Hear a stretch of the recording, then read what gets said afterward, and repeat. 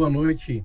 Estamos iniciando aí mais um Dialética Trabalhista, na companhia aqui dos queridos amigos, né, doutora Luciana Pereira de Souza, doutor Marco Galdurós Filho, e hoje trataremos aí de um tema que tem aguçado, né, despertado aí muita curiosidade, né, dos operadores do direito, comunidade jurídica,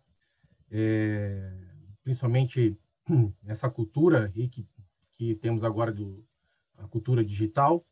E hoje nós trouxemos para abrilhantar aqui e aprendermos todo mundo, né? Todos nós todos com eles, dois convidados ilustres aqui, a doutora Ana Paula Silva Campos Misculin, que é juíza do trabalho do TRT15, mestre em Direito do Trabalho pela USP, especialista em Direito e Processo do Trabalho pelo UFG, pesquisadora do Núcleo de Pesquisa e Extensão O Trabalho Além do Direito do Trabalho na USP, professora e mãe de 3 crianças, isso é muito importante, é o mais importante. Autora do livro Aplicativos de Direito do Trabalho, a Era dos Dados Controlados por Algoritmos, da JustPodium, e coordenadora de obras sobre direito processual do trabalho e tecnologia. Então, nosso já um cumprimento aí à doutora, e também o doutor Coriolano Aurélio de Almeida Camargo Santos, doutor pela FADISP, mestre pela FMU, conselheiro estadual da OAB São Paulo, representante da Seccional São Paulo junto à Comissão Especial de Inteligência Artificial do Conselho Federal da OAB, fundador da Digital Law Academy e autor de artigos e obras jurídicas. Se nós formos aqui citar o currículo dos nossos convidados, aqui ficaria até o final e nós não teríamos conteúdo. Então, me permitam apenas essa breve aqui, apenas também relembrando aqui os nossos a doutora Luciana Pereira de Souza, conselheira da ASP, também é mestre em Direito, o nosso querido Marco Galdurós, que também é professor também e doutorando pela Universidade de Buenos Aires. Então, mas aqui hoje as estrelas são os nossos convidados especiais e tenho certeza que todos estão muito ansiosos para ouvi-los. E não sei se vocês querem dar uma saudação inicial, Luciana, Marco, ou já passamos para os nossos convidados aí a palavra. Oi, eu só vou cumprimentar a nossa audiência, que nós temos hoje 352 inscritos, então eu quero desejar boa noite a todos, tenho certeza que vai ser uma noite de muito aprendizado. A procura demonstra realmente a importância desse tema, né? Nós, advogados, temos aí um certo receio, um pouco de fetiche pela tecnologia, um certo receio com relação à tecnologia, mas ela é imprescindível hoje para o novo estado de coisas. Eu tenho certeza que nós vamos trocar muitas informações aqui nessa tarde. Então, apenas para agradecer também a aceitação dos convites pelos nossos queridos Ana Paula e Coriolano, e desejar a todos um excelente evento. Muito obrigada. Marco? Boa noite a todas e todos. Doutor, começando pela Ana Paula, obrigado, doutora, pelo convite, prazer tê-la conosco. Doutor Coriolano também, acompanho o trabalho de ambos à distância, tá? E eu fiquei muito feliz quando o Diego comentou que seriam as pessoas escolhidas aí para trabalhar do tema. Acho que a gente não teria pessoas com maior capacidade para dissertar e para bater um papo, né? Fiquem à vontade, sintam-se em casa como nós nos sentimos, cumprimentar sempre o pessoal da moderação, Emerson aí do suporte, a ASP como um todo, né? Na figura sempre da Luciana, querida, aqui nossa conselheira, e a nossa audiência. E eu acho que, Tiagão, já dá para encaminhar aí com a Ana Paula começando, né? Primeiro as meninas, né? Isso mesmo, Marco. Obrigado, queridos. Então, a gente agradece à ASP. O Dialética Trabalhista tem se encontrado ao menos uma vez por mês, né, com o objetivo de difundir, né, conhecimento, cultura jurídica, pela essa importante associação de advogados, que é a ASP, né, com presença já em vários locais, em vários estados da federação. Né? Então, as inscrições sempre do nosso projeto são gratuitas, que o intuito é realmente essa difusão, né, de conhecimento. Então, justamente por isso, até nós agradecemos também nossos convidados, que também estão aqui voluntariamente, e deixar apenas aí uma curiosidade para vocês aí, um up que talvez não fosse, nós não divulgamos como talvez devêssemos, que é o sorteio de 4 obras aí que teremos ao final, porém só poderão ser sorteados aqueles que permanecerem até o final. Então fica aí, nós faremos depois com a doutora Luciana, que ela dará dessa parte conosco aqui hoje, além de também participar aqui da moderação. E quem ficar por último vai ter o beneplácito de talvez ser sorteado no nosso sorteio final com a obra da doutora Ana Paula sobre provas digitais, né? Tem 2 livros coordenados pelo doutor Coriolano, né? E um também que ele escreve um artigo, todos sobre esse tema que aguça muito interesse. Sem mais delongas, vamos lá. Boa noite, doutora Ana Paula. Primeiramente, tá, doutor Coriolano? Que ela possa fazer aí sua exposição nesses 15 minutos iniciais e depois passamos ao doutor Coriolano. Bom, vamos lá então. Primeiro, deixa eu já compartilhar minha tela aqui, dá licença.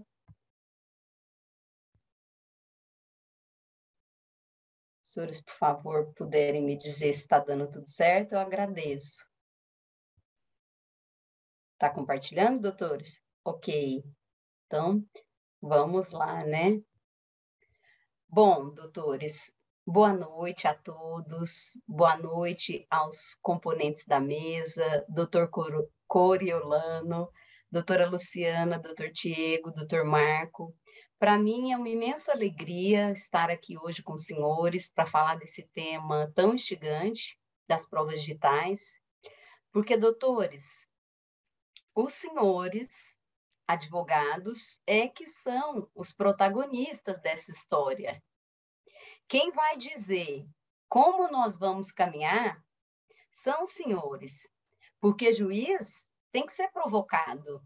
Então, são os senhores que vão dizer como nós vamos caminhar, como já tem sido com todos os sistemas que temos adotado, com as audiências telepresenciais e com todo o progresso aí que nós temos nessa área, né, de tecnologia de informação, porque é o advogado que faz aquela petição, coloca aquele vídeo, aquele QR Code, aquele item diferente, que às vezes a gente nem sabe e tem que ir atrás, né, para poder aprender com os senhores. Então, como eu não quero ficar para trás, eu não perco a oportunidade de estar ao lado dos protagonistas, refletindo, estudando, aprendendo, e para isso que eu vim aqui hoje, com a promessa do Dr. Tiago aí, que seria um bate-papo.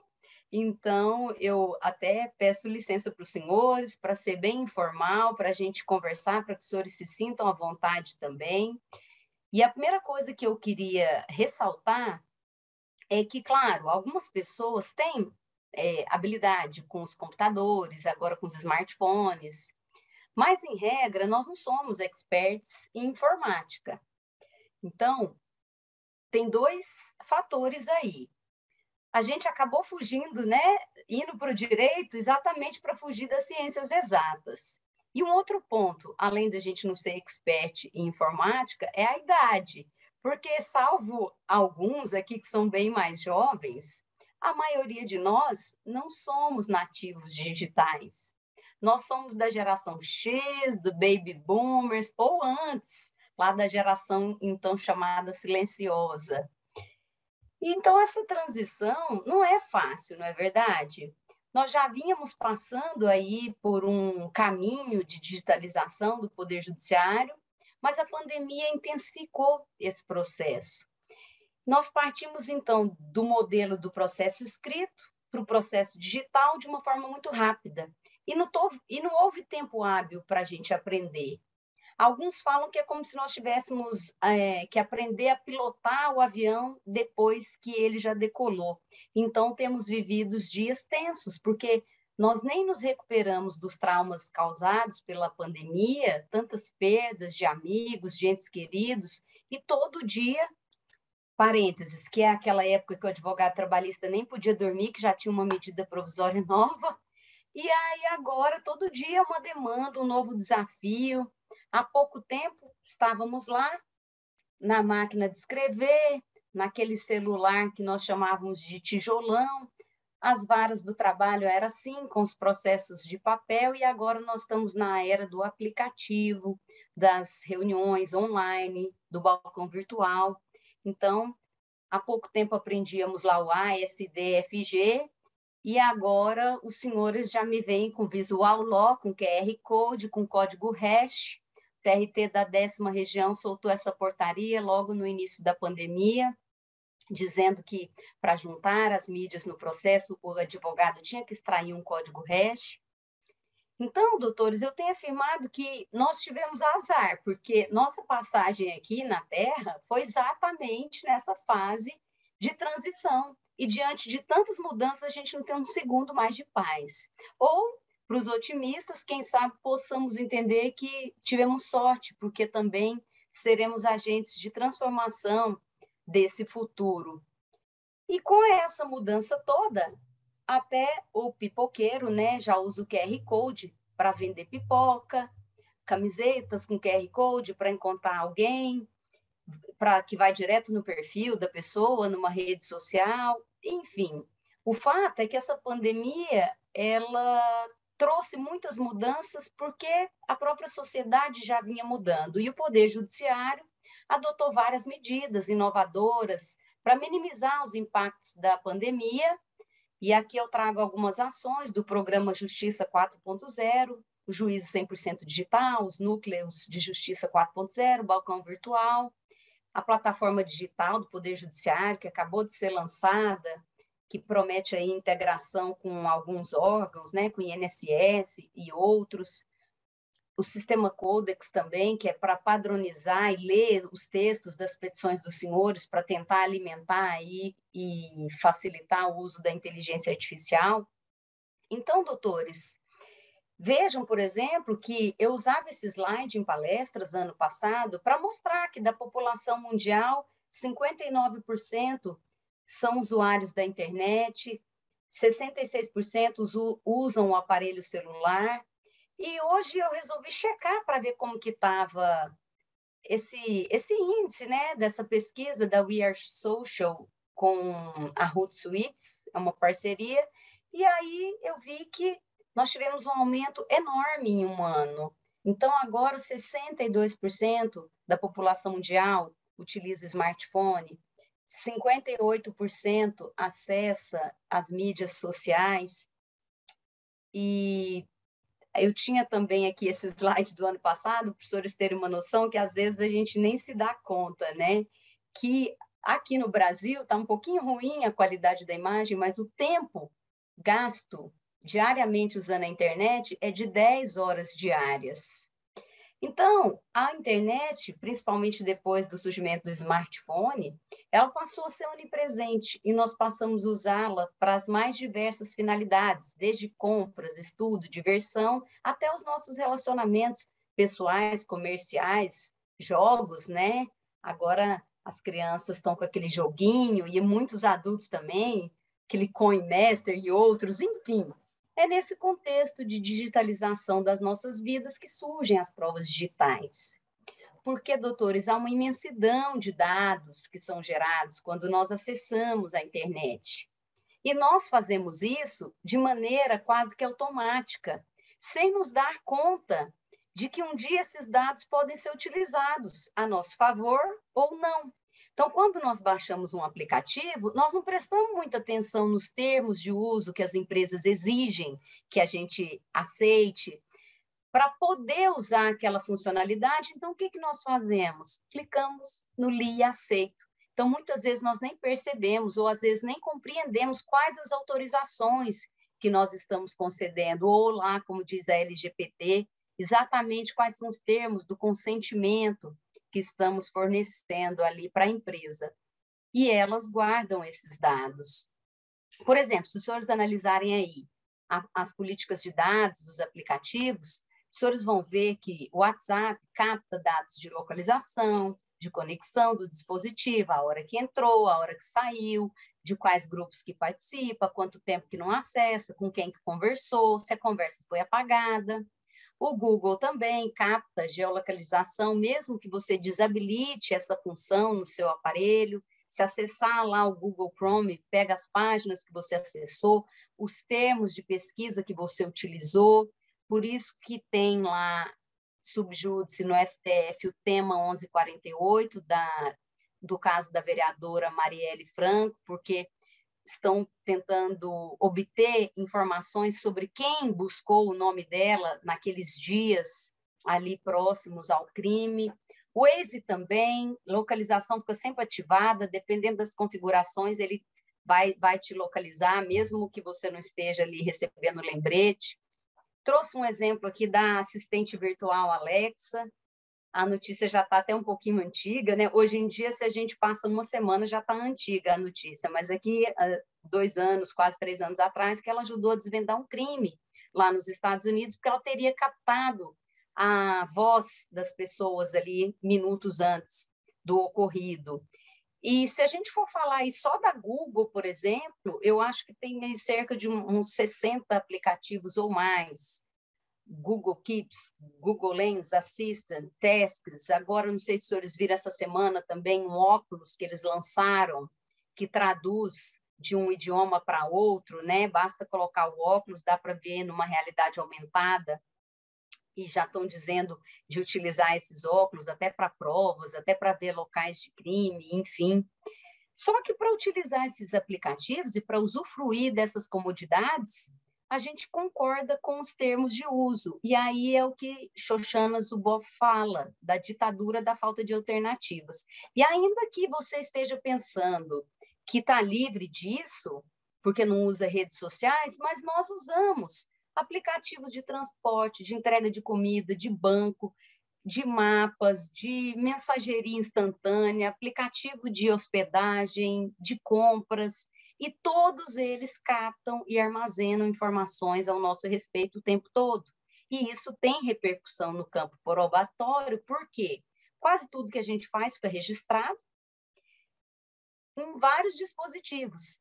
Então, tem uns autores argentinos que eu estudo, um tratado de provas digitais muito bom, Bielli, Ordonez e Quadri, e eles falam que toda essa realidade é uma mina de ouro, é um tesouro escondido, cheio de pedras preciosas, cujo descobrimento podem ser utilizados de forma muito relevante para poder formar o convencimento do juiz. Então, vejam exemplos de dispositivos que podem servir aí como fonte de prova. Nós temos Smart TV, console de videogame, relógios digitais, essas plataformas de streaming de música, Telecine, Netflix, plataformas como essas aqui que nós estamos usando, né? Zoom, Meet, Teams, etc.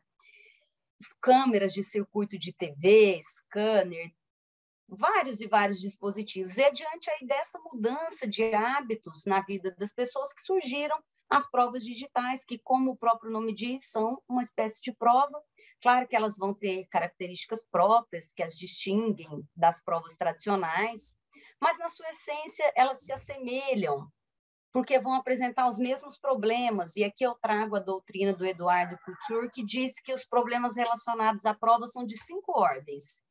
O conceito da prova, o que se prova, quem que prova, o procedimento para provar e a valoração dessa prova. Infelizmente, hoje não é possível tratar aqui com profundidade de cada um desses tópicos, senão nós ficaríamos aqui a noite toda, mas eu trouxe alguns pontos que eu considero interessantes aqui. Quando eu estiver passando muito do meu tempo, por favor, me interrompam. Sobre o conceito da prova digital, a gente tem um PL tramitando. Considera-se a prova digital toda informação armazenada ou transmitida no meio eletrônico que tenha valor probatório.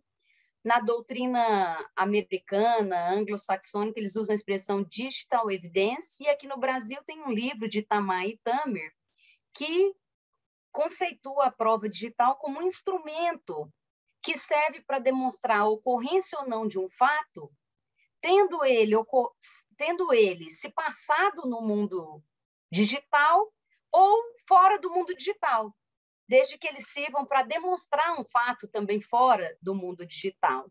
Então, como assim? É assim, você tem um fato lá no mundo digital, como um envio de um e-mail, um Pix que você envia, um documento ali que foi produzido ali no meio digital. E você pode ter também, por exemplo, um contrato que você assina e digitaliza e coloca no processo. Então, aí já vai ter aquela diferença entre o que é o documento eletrônico, o documento digital, onde o eletrônico é aquele que vai para o mundo digital, como um contrato, mas não é feito no mundo digital, como é o caso, por exemplo, da CTPS digital, dos aplicativos aí que a gente tem. Então, pode ser um fato que ocorreu fora, mas que usa o meio digital para comprovar, como é o caso de uma foto, né? Uma foto analógica, que também pode ser convertida para digital, dentre outros. E aí, quando se fala em prova digital, que está armazenada ou que é transmitida sobre a forma digital, nós podemos nos referir ou a uma fonte de prova, como uma mensagem, por exemplo, ou a um meio de obtenção de prova, quando o juiz pede para exportar, por exemplo, uma mensagem para o e-mail da vara, é uma forma de obter uma prova de um fato, ou também pode ser um meio de prova mesmo, como os demais, no caso de um documento, por exemplo, armazenado na nuvem, ou de um documento baixado nos autos. E aí vem também a discussão se é uma prova típica ou atípica. Não vou entrar aqui naquela discussão que nós já vimos em alguns julgados, se há hierarquia entre as provas. Mas quando se trata aí de um meio de prova, no caso, por exemplo, de um documento eletrônico, a gente já pode considerar como uma prova típica, porque a gente já tem até previsão lá no CPC, esses artigos 439 a 441, que fala que os documentos eletrônicos são admitidos, né, no processo, observados lá os seus requisitos.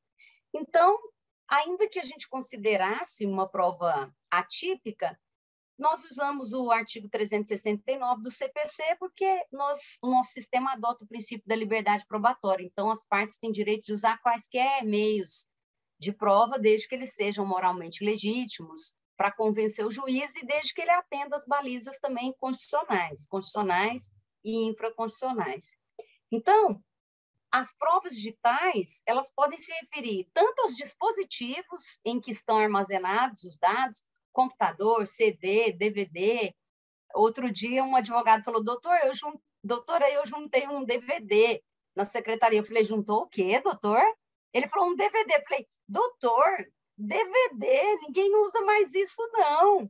Então, eu falei, o senhor não sabe exportar as conversas de WhatsApp? Ele, não, doutor. Eu falei, pega aí o WhatsApp do senhor, pega aí, tá vendo aí no cantinho em cima, tá vendo os 3 pontinhos? Clica aí. E ele achou o máximo, né? Então, todos esses dispositivos, doutores, armazenam aí esses dados, né? Câmera, celular, câmera de vídeo, mas também podemos estar nos referindo aos próprios arquivos. Então, as imagens, os vídeos, as músicas, os documentos, as páginas de site. E por isso que, às vezes, vem aquela confusão, né? As expressões que vêm da informática, que para nós não são habituais, nós temos que aprender agora um pouco. A própria lei do Marco Civil da Internet tenta nos auxiliar, nos ensinando o que é provedor, o que é provedor de aplicação, o que é registro de conexão, etc. Então, eu faço um parênteses aqui para falar um pouquinho desses dados, que o dado em si, segundo a doutrina aí do Wolfgang Rien, eles são símbolos, são mensagens, porque o computador não adota a linguagem humana, ele adota a linguagem digital, a linguagem binária, o 0 e o 1 apenas. Então, esses dados, dessa forma, eles não têm significado. Para que eles tenham significado, esse autor fala que eles têm que passar por um processo de comunicação. E é aquilo que a gente fala, tem que passar por um tratamento. Eu trago aqui, então, um slide, até que eu plagiei do professor Rômulo Valentini, que eu gosto muito. Ele mostra nas aulas deles que os dados, quando eles são tratados e combinados, viram informação. E as informações, quando têm um objetivo, viram conhecimento. O conhecimento estruturado e modelado vira informação ou conjunto de informações. E quando tudo isso é analisado, volta a virar um conjunto de dados. Então, é difícil para nós, questão de dados estruturados, não estruturados, e isso tudo tem muito a ver com Big Data, que é esse volume enorme de data, com os requisitos, lá os 5 vezes velocidade do Big Data, volume e etc., mas hoje também já tem importância dos small datas, do data lake house, como fala minha amiga a Daniele Bertacchini, porque as empresas viram assim que a maioria dos dados sequer é utilizada, de tanto volume que tem, né? Eles usam muitos dados colaterais, e, enfim, não vou nem entrar nessa discussão. Mas tudo isso, doutores, para dizer que aqui, no caso das provas digitais, quando nós buscamos aí os dados que nos interessam, né, eles vão virar informações, e esses dados ou informações podem ser criados ou pelo usuário, por exemplo, quando a gente cria uma conta lá do Instagram, eu coloco lá na minha bio o que eu quiser, né? Esses são os dados que eu coloco, eu crio ali um dado. Mas a gente tem também os dados que são criados, as informações, melhor dizendo, criadas pela máquina.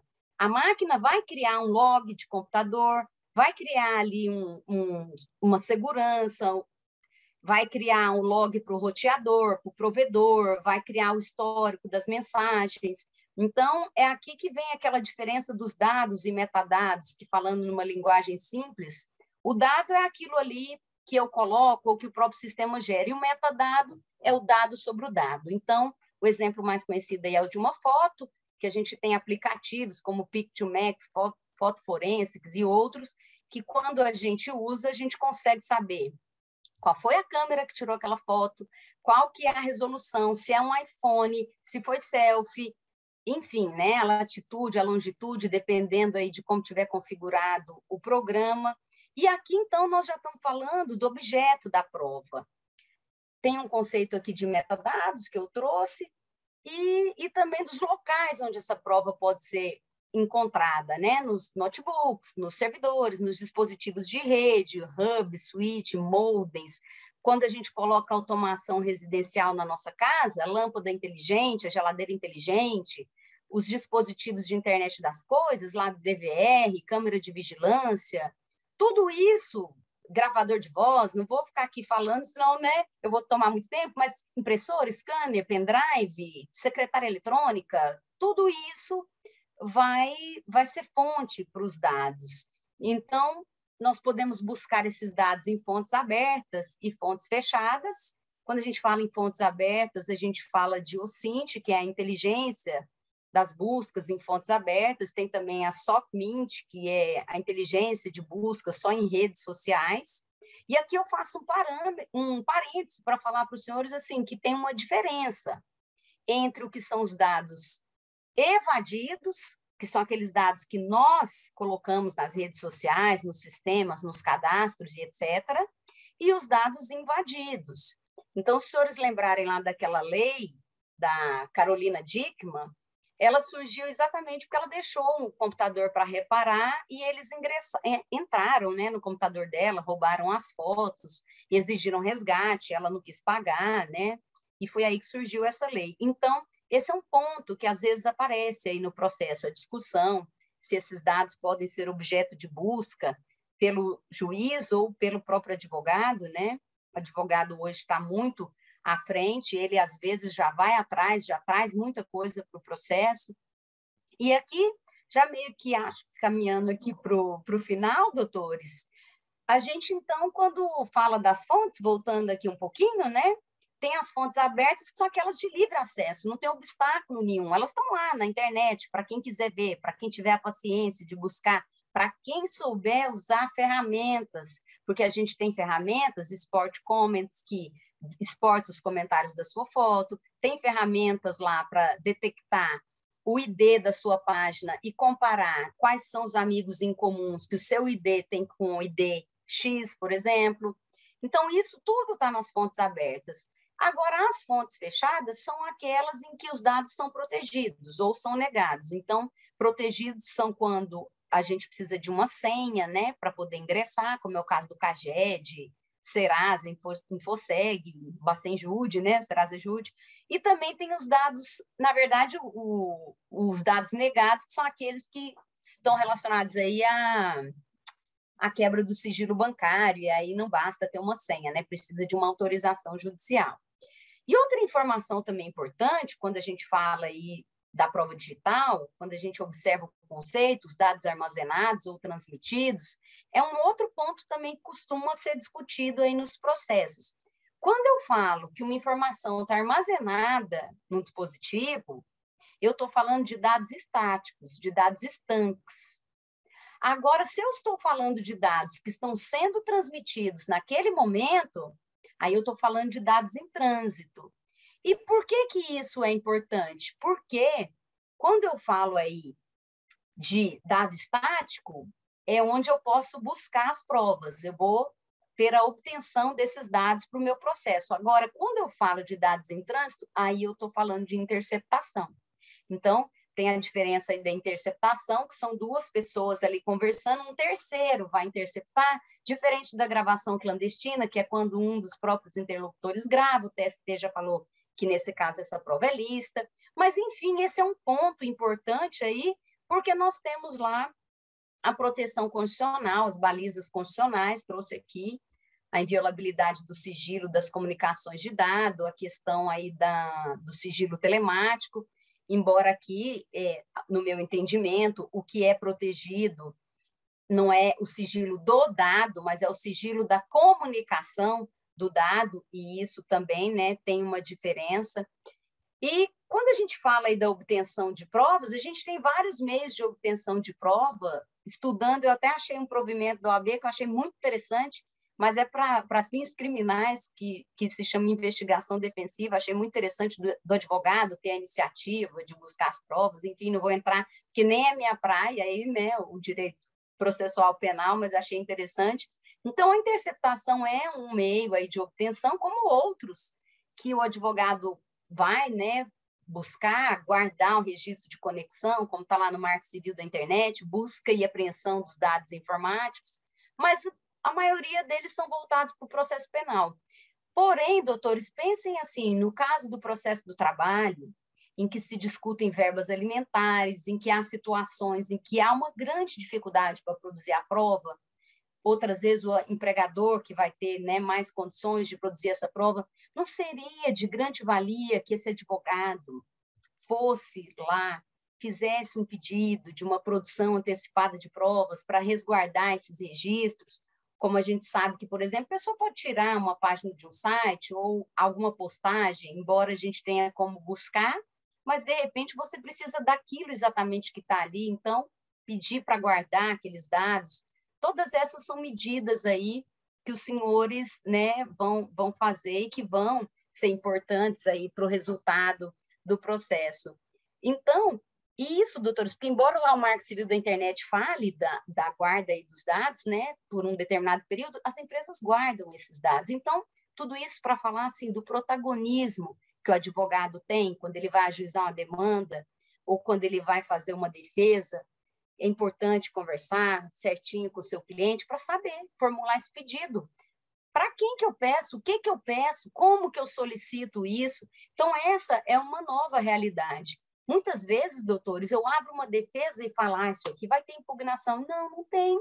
Eu abro e ninguém está falando daquilo. Eu fico assim, gente, então será que é verdade? Ou será que ele não soube impugnar?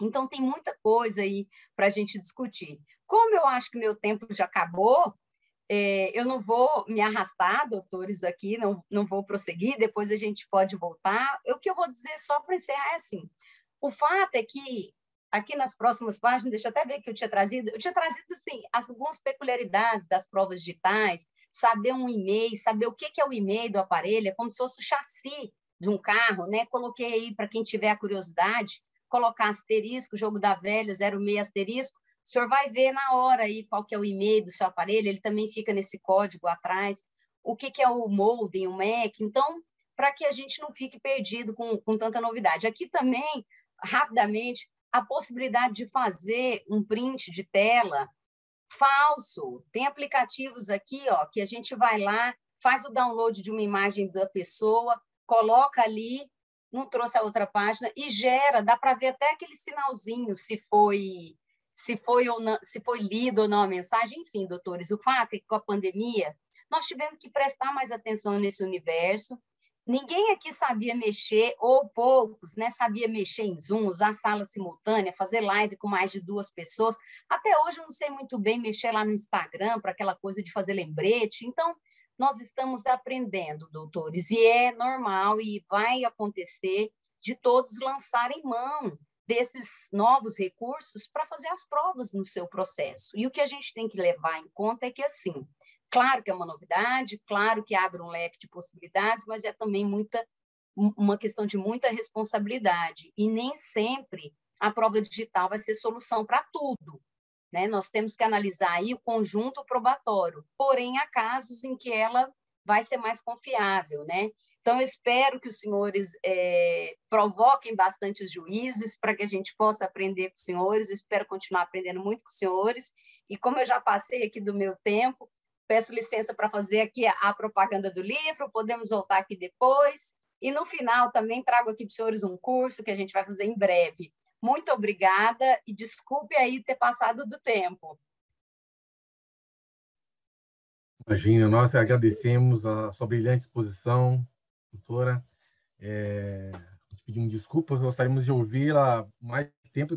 Deu para perceber que tem uma riqueza aí de informações. Depois, se possível, eu ouvi o pessoal fazendo um questionamento, o número desse provimento que a doutora levantou, acho que no chat, se possível, e inclusive também daquele provimento, era CNJ ou era Conselho Superior de Justiça do Trabalho? Se puder também colocar, por gentileza, no chat. Tá. Mas a gente vai comunicando aqui, tá bom? Vamos, eu vou procurar. Então, agora nós vamos agora passar para o nosso outro convidado da noite, né, Dr. Coriolano. E, Coriolano, a gente está aí vivendo uma questão de implementação dessa cultura digital e com os advogados, operadores de direito aí tendo que produzir, né, essas provas. E a gente já falou aqui, né, Marco, da tal a sociedade do espetáculo, né? Tudo tá na internet, as pessoas cancelam umas às outras por questões, né? Discutia até num evento sobre a questão até dessa autonomia, né, de instituições privadas que pautam o que você pode ou não postar, se aquilo é ou não caso de cancelamento. Mas aqui nós temos um rol grande de curiosidades, por exemplo, a questão da cadeia de custódia, né? a questão relacionada aqui à constatação privada, para ver se tem esse valor probatório da produção da prova digital, o limite da segurança, né, dessas informações. Mais recente, por exemplo, até nós tivemos uma situação em que o ex-presidente da Petrobras, apenas a título aqui puxando, mencionou que deixou o celular dele corporativo na Petrobras para quem quisesse checar as informações, né, as trocas de conversa. Então, é um mundo muito rico, né, ainda de aprendizado, e que bom que nós temos vocês aqui para poder aprender e a gente, ainda que por osmose aí, absorver esse conhecimento aí. Eu falo apenas abertamente, né, desses alguns pontos, sem prejuízo de nós continuarmos na sequência, até o Marco vai depois vai fazer umas ponderações, né, apenas para passar a palavra ao Dr. Coriolano, sem mais. Muito obrigado. Parabéns, doutora Ana Paula, pela explanação. Eu notei que a doutora tem estudado muito esse tema, está realmente, como a gente costuma dizer, muito antenada com tudo que está acontecendo aí no cenário digital. Eu vou começar a minha fala por onde terminou a doutora Ana Paula e fazendo um link com algo muito importante que a doutora Luciana falou ao início. Hoje tudo pode ser forjado. Você cria um WhatsApp fake, como disse a doutora, apresenta junto com uma ata notarial em audiência e o juiz pode ser levado a erro porque tem uma ata notarial feita em cima de um WhatsApp fake, porque o cartorário ele não tem aptidão técnica para justamente dizer se aquilo é falso ou verdadeiro. Então, por que muitas vezes na Justiça do Trabalho eu vejo em audiência já se apresentam todos os prints de tela, o juiz prontamente já aceita aquilo como uma verdade absoluta? Por quê? Porque a outra parte não impugnou, não se deu ao cuidado de impugnar, ou seja, concordou com que está com o que está posto ali na inicial. Ou seja, o advogado ele contesta tudo, não, etc, etc. Mas e as conversas? E as provas contidas no print? Né? Eu tenho... o pouco que eu sei da Justiça do Trabalho, eu aprendo com a minha esposa, a desembargadora Leila. A gente sempre conversa, e o pouquinho que eu sei. E a doutora Ana Paula também provou que o direito do trabalho é o direito que mais se comunica com o direito digital, porque ele faz parte daquele núcleo das relações complexas. As relações complexas são aquelas em que os seres são obrigados a conviver e a se chocar a todo momento dentro de um universo dialético de ideias e de ideias complexas. É como um casamento, é uma relação também complexa. O divórcio é uma relação de alta complexidade. Toda relação que envolve o ser humano, ele traz justamente traz essas divergências e essas problemáticas. A doutora Luciana citou algo muito rico que está agora, inclusive, em discussão, e foi, inclusive, publicado um artigo pelo ex-presidente da ASP, que é o atual vice-presidente da OAB, doutor Leonardo Sica, que é a doutora Patrícia, que diz que a tecnologia é uma realidade, ela veio para o bem ou é um veneno, colocando entre os dois mundos. E a doutora Luciana colocou uma coisa muito importante. Vamos aprender juntos, os juízes e os advogados, né? Esse embate histórico ruim entre juízes, advogados, promotores, delegados, ele tem que cessar para que a justiça funcione. E veja, o desembargador que não atende o advogado, se ele voltar ao meio real, ele vai continuar não atendendo. Quem atende mal, o serventuário que atende mal e age mal, ele vai continuar agindo de forma errada, seja no meio virtual, seja no meio físico. Isso não vai ter mudança, né? Ele vai clicar, vai tirar o som, vai ser intransigente, etc. É preciso uma mudança cultural para que a justiça possa realmente se amoldar às necessidades da sociedade, porque o advogado é o guardião, é a voz da empresa, do reclamante, do reclamado, do autor, do réu, do requerente, do averiguado, do investigado. Nós somos essa voz e temos a prerrogativa única de sê-la. Então, temos que ser ouvidos. Claro, também temos que... Existem muitos colegas que também não respeitam os magistrados. Então, a mudança de cultura é que vai trazer a solução. Não adianta ficar essa briga nos tribunais que eu estou ouvindo, estou vendo e acompanhando. Parte dos desembargadores querem que volte para o meio físico, parte quer que continue no meio virtual. Isso não vai resolver problema nenhum. Eu vejo da seguinte maneira: existem atos que precisam ser disciplinados e que devem ser praticados realmente frente a frente com a autoridade. Eu tive aqui na Barra Funda recentemente falar na promotoria, não encontrei o promotor, etc. Falei com o assistente, marquei hora rapidamente. No dia seguinte fui atendido, muito bem atendido. A questão o mal entendido foi esclarecido e ficou tudo absolutamente perfeito. Por quê? Porque eu encontrei do outro lado uma promotora, uma serventuária, uma pessoa comprometida com a sua função. Como também você vai no gabinete, o sujeito não te atende, te trata mal, te distrata, diz: eu não atendo advogado, aí vem as prerrogativas, etc., e fica essa problemática toda. Então, eu vejo, sim, que a tecnologia ela veio para melhorar, mas ela só vai melhorar quando o homem, o ser humano, ele passar por essa melhoria. A história das provas eletrônicas no Brasil começa no direito penal, ela abre no direito penal com um caso chamado PC Farias. No caso do PC Farias, durante a persecução penal, a Polícia Federal tinha a história de que um suposto esquema de caixa 2 do então presidente Collor de Mello, essas provas estariam dentro dos CDs, HDs, dos computadores que estavam na casa do senhor PC e também nos escritórios do senhor PC em Brasília. A equipe técnica da Polícia Federal, o Instituto de Criminalística, esteve no local, retirou todo aquele acervo eletrônico e, nesse exato momento, os advogados de defesa começaram a construir o que eu chamo a história moderna das provas digitais no Brasil.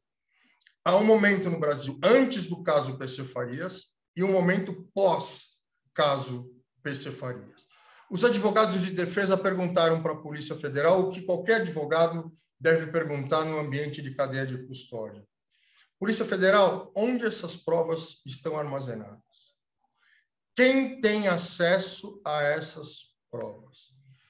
Qual o software de análise forense que vocês utilizam para analisar essas provas? Onde as provas são armazenadas e qual o nível de segurança do armazenamento dessas provas?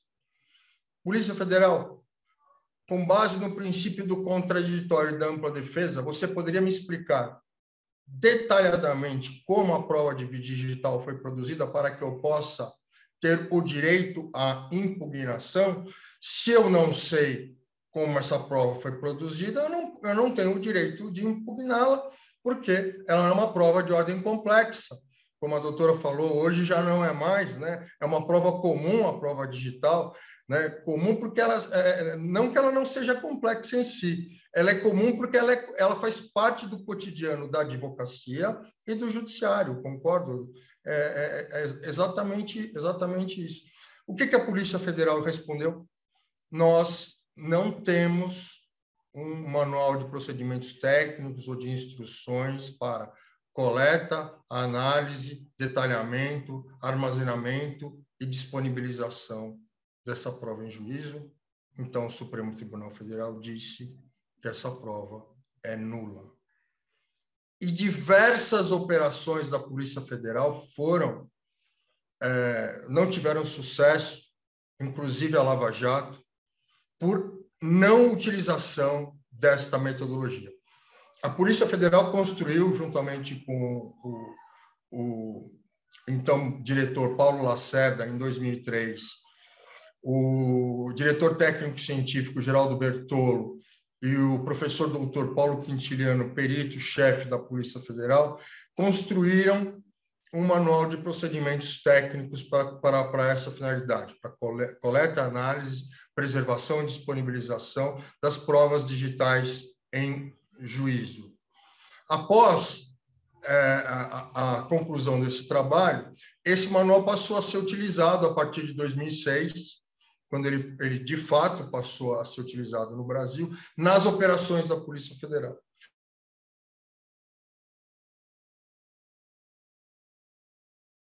Tiveram êxito porque justamente seguiram uma cadeia de custódia razoável que proporcionava à defesa, à parte contrária, uma metodologia também para impugnar a prova digital.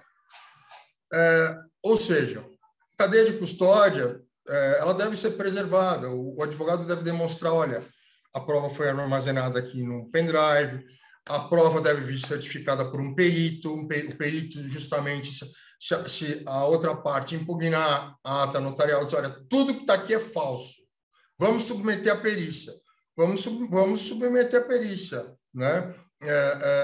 A perícia privada vale? Vale. Hoje tem um aplicativo que chama-se Verifact. Você vai na internet, você vai lá, usa o Verifact, ele te dá data, hora, local, ele te dá todas as informações e mais do que tudo. A ata notarial não é auditável, o Verifact ele é auditável. Você pode utilizar esse aplicativo, que é aceito pela Polícia Civil, pelo Judiciário, pela Justiça do Trabalho, pela Justiça pela Justiça Federal. Existem outros aplicativos, inclusive, quem cita esses aplicativos todos é um autor que a doutora Ana Paula trouxe, que é muito importante, que é o Wendit, o Emerson Wendit, que é um grande especialista nas questões da coleta da prova eletrônica, é um delegado, foi delegado-geral da Polícia Civil no Rio Grande do Sul. Então, eu já respondi 2 perguntas que o Tiago fez.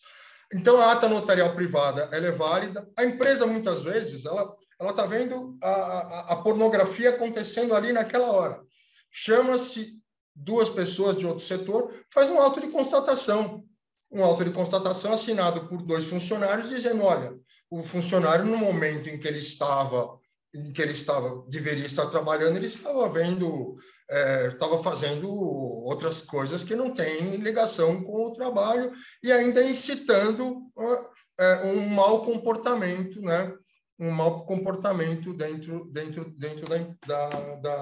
da empresa. Só um minutinho, porque algum motivo... Já estava tendo alguma coisa... Só um minuto. Pronto. À vontade. Não. É um problema aqui elétrico aqui. Espera só um minutinho.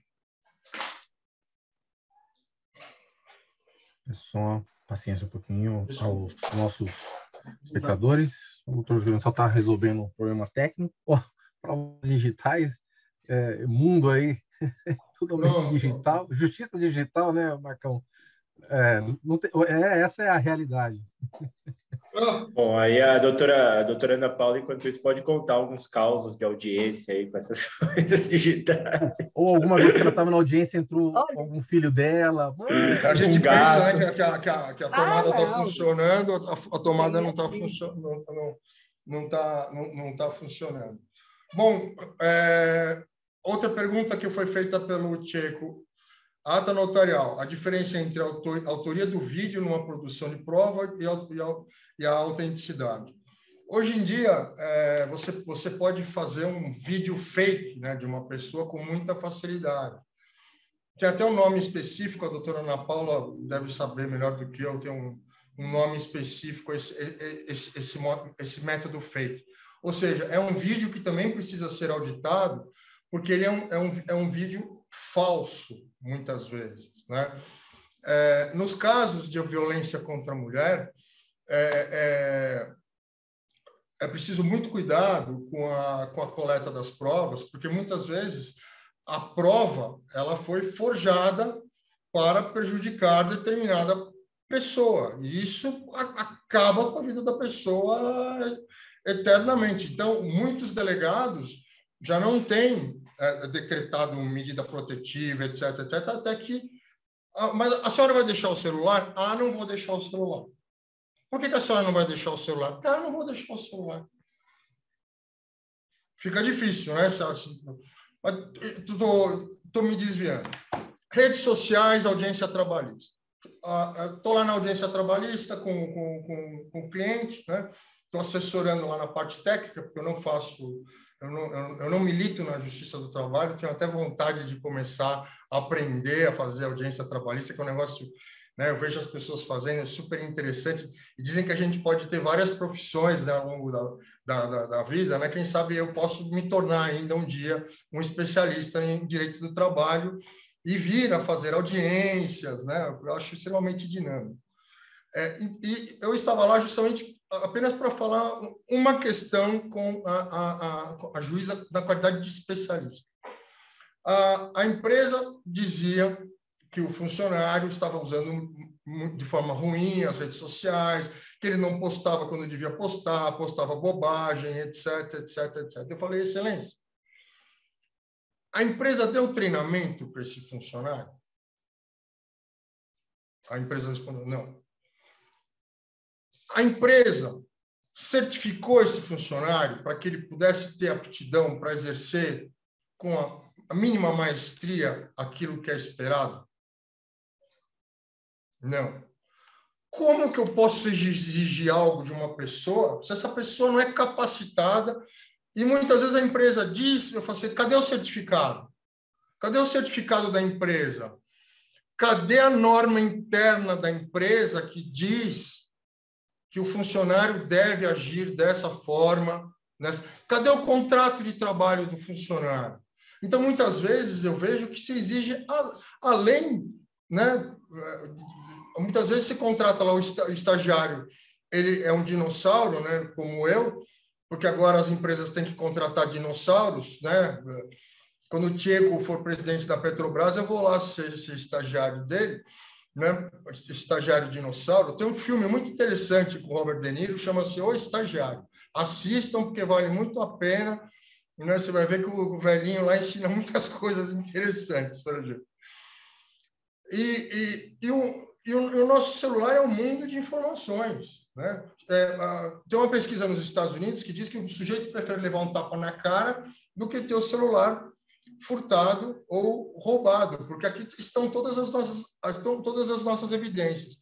O celular corporativo, eu entendo, só podem ser recuperadas as informações apagadas pelo funcionário se tiver cláusula expressa de recuperação. Por quê? O funcionário acaba utilizando para fins privados o seu celular, ele pode ter fotos íntimas da família, outros tipos de fotos. Então, sim, depende de um acordo, de uma previsão expressa em contrato de trabalho. Não é porque o celular é corporativo que eu posso recuperar todas as informações, inclusive informações íntimas.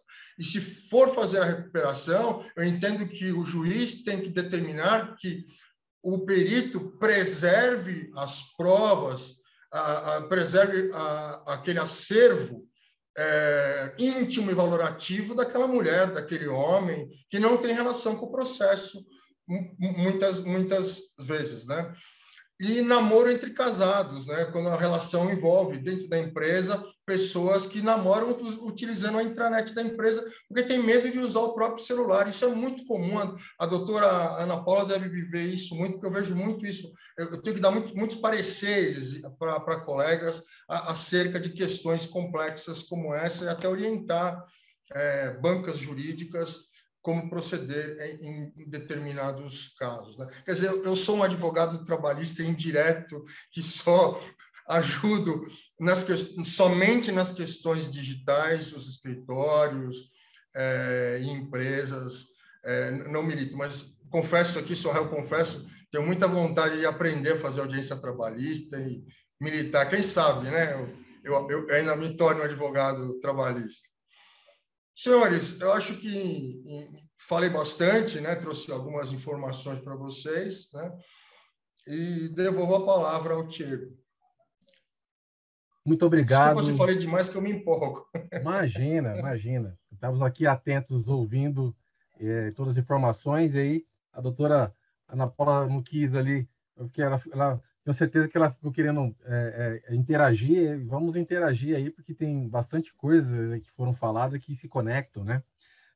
Eu vou passar aqui a palavra para o Marco, para fazer algumas reflexões e indagações, antes de repassar de novamente a palavra aos nossos expositores. Por favor, Marco. Obrigado, Diego. Bom, Ana, vou me permitir agora chamá-la assim. Já depois de 1 hora a gente começa corilhando também pelos nomes. Vamos abolir o doutor agora. Bom, primeiramente, agradecer muito aí a riqueza de uma exposição em tão pouco tempo, né? E como é praxe, né, Diego? Como a gente faz, a gente tenta trazer aqui uma conexão com algumas coisas. E eu me lembrei, eu tinha preparado outra coisa, mas como o Diego sabe, geralmente que eu preparo eu não falo, né? É uma característica minha mesmo, de acordo com... Inclusive, a aula é assim também, viu, Ana? A gente vai preparando de acordo com a turma, eu faço muito isso. E eu me lembrei aqui da obra do Karel Čapek, né? Não sei se vocês tiveram o acesso, um escritor tcheco chamado Robots Universalis Rossum. E essa obra, Tieguito, ela é interessante porque ela traz o primeiro conceito, e eu sempre falo que a arte está muito à frente do direito, né, e de tudo que a gente possa dizer. O primeiro conceito sobre essa questão da discussão do digital, dos robôs, da humanidade. Robota, né, é uma palavra derivada do tcheco, e se tiver alguém que entenda, perdão pela minha ignorância, mas a gente vai buscar quando a gente está curioso com a obra, né? E é derivada que significa trabalho duro. Robô, robota, né, essa palavra tcheca, significa isso. E eu me lembrei dessa obra, e é interessante dessa obra, porque existe, viu, Ana? Você que está lá no Direito Além do Trabalho com o nosso querido Guilherme, né? Guimarães e com a turma toda, é sobre uma menina que tenta fazer com que os robôs, né, que são criados ali, os humanoides, eles possam ter uma conscientização na produção. E há uma discussão muito interessante nessa obra, que se começa a ter uma discussão entre essa conscientização dos robôs, né, dos humanoides, e se há efetivamente a possibilidade de uma implementação dessa conscientização por aqueles que são os donos dessa empresa. E aí, avançando, Diego, eu me lembrei também da obra do Asimov, né, que é o Papa quando nós estamos tratando sobre essa situação digital e tudo mais. E quando nós tivemos essa obra, as obras do Isaac Asimov, aí já que nós citamos um filme aqui, eu gostaria de me lembrar muito do Homem Bicentenário, né? Que é um filme que na época não foi muito bem compreendido, uma atuação mágica do Robin Williams, que traz exatamente princípios dos quais nós teríamos que respeitar, que o robô, que o mecanismo digital tenha que respeitar. E se eu não estiver enganado, né, e a memória atrai a gente, são 3. Se eu não me lembro bem, pela obra do Asimov, o robô não pode causar dano ao ser humano, tanto por omissão quanto por ação. O robô tem que obedecer às ordens dadas pelo ser humano, exceto se as ordens estiverem em conflito com a primeira lei. E a terceira lei, Diego, Luciana querida, é que o robô deve proteger sua própria existência, na medida da proteção que não entra em conflito com a primeira e com a segunda lei. Eu sempre sugiro, quando a gente está tratando desse tema, e veja só que existe uma ética aqui, uma ética filosófica de limitação de tudo isso. Nós estamos falando de provas digitais. E como a Ana bem colocou aqui, e depois o Coriliano fez o diálogo perfeito, nós estamos falando de um campo aberto ainda. Um campo aberto que traz um dilema ético.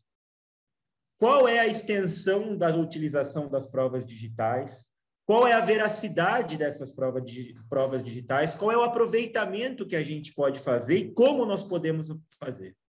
Veja, a preocupação é sempre, e me parece que ela é contumaz, né? E quando nós estamos falando em prova depende de validação, depende de valoração, né? É um ato em si. Eu gosto muito da divisão do professor Jordi Ferreira aqui nos três momentos da prova, e sou muito suspeito para falar, né? A gente teve a oportunidade uma vez, inclusive, de trazê-lo aqui na época ainda do Hora Extra com o Tieguito.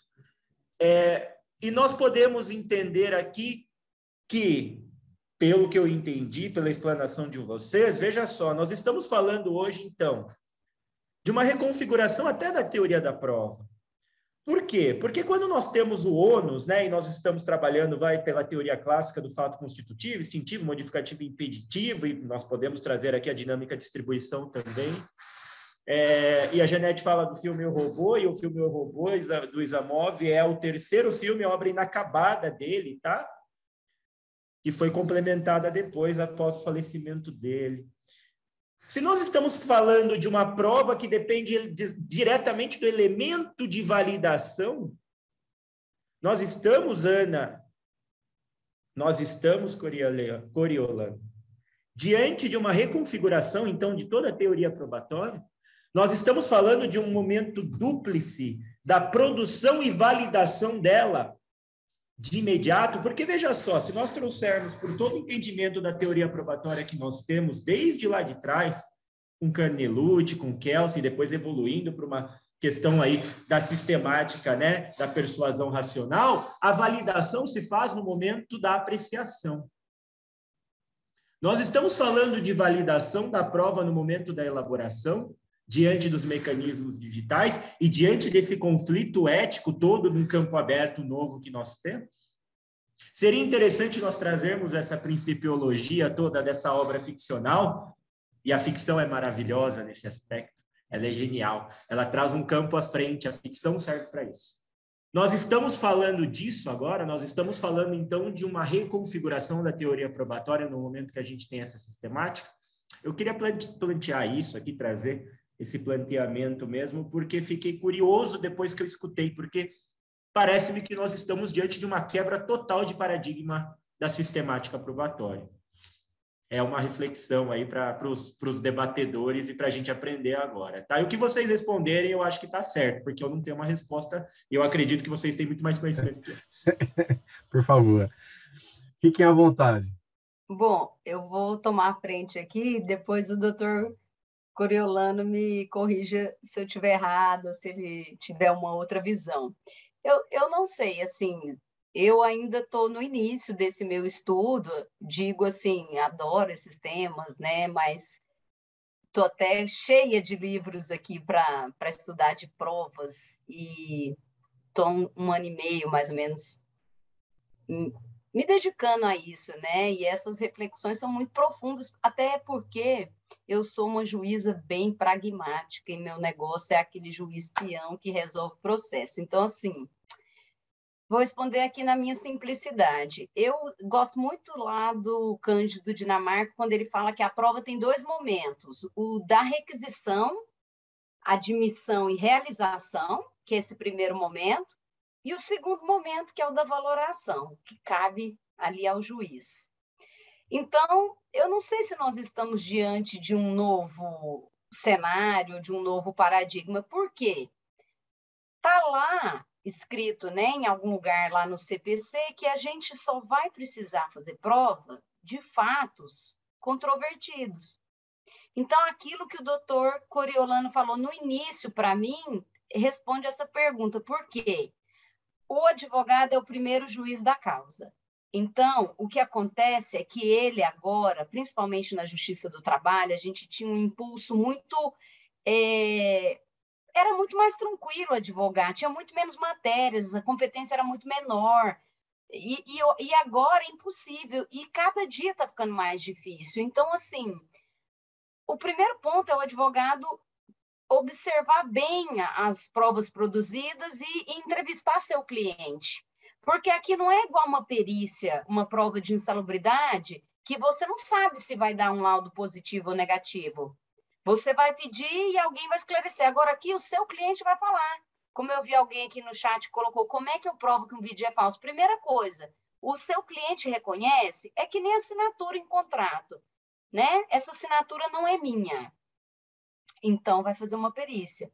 Mas aí é que está o ponto. Se a pessoa não faz a impugnação, vai ficar como fato incontrovérsil. E isso me parece algo bem grave, bem difícil, porque requer uma atenção redobrada do advogado. Como eu falei para os senhores, teve um caso que eu estava discutindo com essa minha amiga, a Daniele Bertacchini, porque nós gostamos muito de discutir esses temas, aí temos trabalhos aí juntas, e ela estava me falando que era uma loja de celular e o cliente deixou um chip lá, algo assim, e a empresa constatou que o chip estava vinculado ao e-mail do aparelho, que o chip dele estava vinculado ao e-mail do aparelho do cliente. Em resumo, assim, ele estava com o aparelho do cliente, né?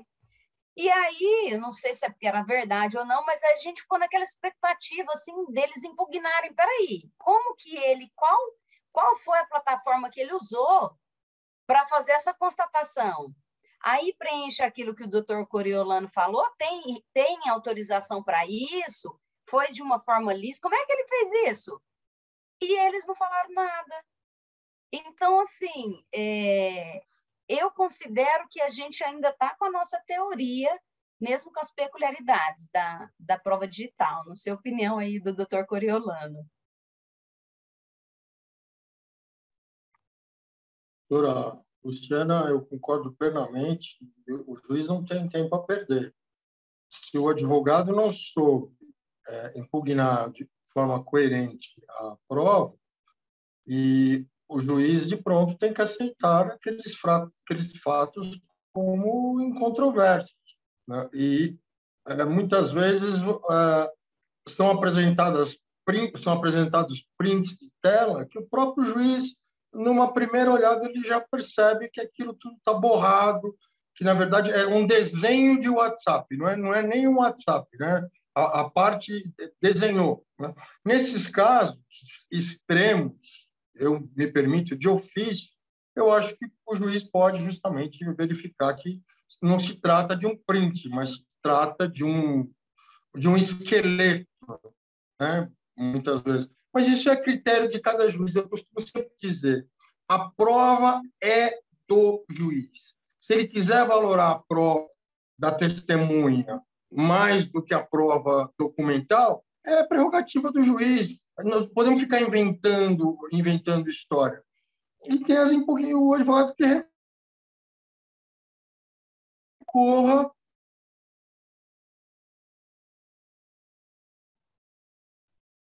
e que faça ponto de forma extremamente detalhada, com visual, demonstrando, olha, não vale por causa disso. Então, a pessoa que perguntou sobre o vídeo tem que impugnar o vídeo é falso. Se o vídeo foi montado, ou, muitas vezes, doutora Luciana, o que acontece? A prova ela foi colocada dentro de um outro contexto. Nós tivemos um caso de um presidente de uma multinacional, quase que eu dei para um parecer, que quase foi demitida por causa da festa de aniversário da filha, que foi em Alphaville. Ele tirou uma selfie com a filha sentada no colo, ele é um cinquentão, meio Richard Gere, assim, um cara bonitão, sabe, forte e tal.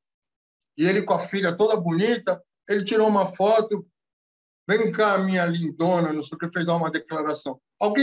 Só que ele colocou no modo público, alguém pegou aquela foto e colocou no grupo da empresa e colocou, olha lá, o tiozão pegando a novinha, olha que comportamento é esse? Ou seja, é uma imagem verdadeira colocada dentro de uma realidade que o Marco colocou aqui para a gente, fora de contexto. Aí nós vamos falar de semiótica, aí nós vamos falar de Dworkin, aí nós vamos falar de Luhmann, e nós não vamos parar de filosofar aqui a noite toda. Essa é a ideia. Doutor, se me permite até compartilhar uma experiência com os senhores, também não foi comigo, mas olha a gravidade aí da nossa atenção desse mundo, porque nesse exemplo que o senhor deu, olha o estrago que pode fazer uma publicação em internet, né?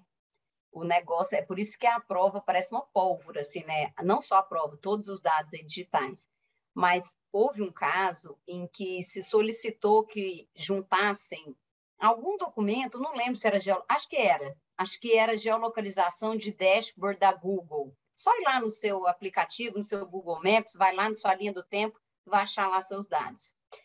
A pessoa teve alguma dificuldade na hora de exportar, doutores, exportou tudo, foto íntima, tudo. Ainda bem que a colega foi super diligente, falou, deixa eu dar uma olhada aqui no que ele exportou, mas imagina que ela ia dar vistas à parte contrária de tudo da pessoa. Então, é um cuidado, assim, a gente está vivendo esse momento, assim, porque é muita informação, muito volume de dados, muita coisa, a gente fazendo 3 coisas ao mesmo tempo, e a responsabilidade da gente tá dobrada agora, né, nessa era aí da hiperconectividade. E tem o teste de fidelidade, né? O marido diz para ele, não, eu não tirei foto com ninguém, imagina, etc. Então, meu bem, vamos ali no escritório do advogado. O marido dá uma procuração para o advogado coloca o perito, o celular do cliente no aparelho, vem todas as fotos, etc. Você vê que mundo, né? Já existe hoje a esposa exigindo um teste de fidelidade, ou seja, recuperar todas as informações do celular do marido. Veja que questão complexa. Imagina isso numa área de vendas, área de compras, extremamente sensível, né? Aquelas empresas que permitem que marido e mulher trabalhem próximos ou em departamentos que incentivam essa prática. Muitas empresas fazem isso, mas aí o que acontece? Um dos dois tem um namorado, uma namorada que trabalha dentro da empresa e vai mandar todo mundo. Daí ligam para mim, o que a gente faz? Manda todo mundo embora? Não manda ninguém embora? Não se decide sobre a vida das pessoas, a vida íntima das pessoas dessa forma, né? Eu falo, não, vem cá, vamos. Não, mas aqui nós somos religiosos, é empresa familiar, a gente não admite isso, é um absurdo. Calma, todo mundo é ser humano, não é assim que vocês pegaram uma foto circulando, etc., que vocês vão colocar isso no jornal agora da empresa. A dignidade das pessoas precisa ser preservada. E, infelizmente, o Marco Civil da Internet nos atrasou muito na proteção da dignidade da pessoa humana, porque uma notícia falsa contada centenas de vezes, ela se torna verdade. E se judicializou algo que o STJ já tinha dito, que a notificação do advogado vinculava a empresa à informação, ou seja, se ela mantivesse aquela informação, ela era corresponsável. Agora, você só consegue remover uma informação com ordem judicial, né? É um absurdo isso, porque o juiz teve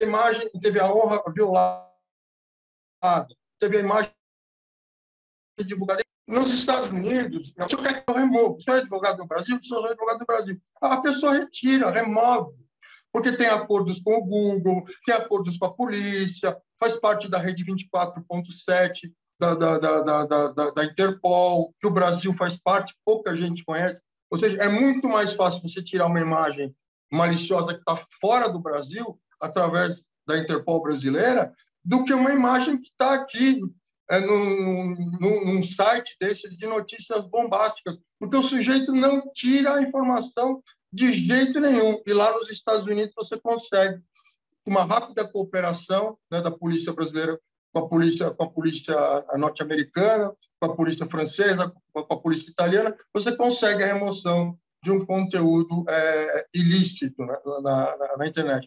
E os juízes também hoje usam as redes sociais e são alvos de críticas, né? E são figuras públicas.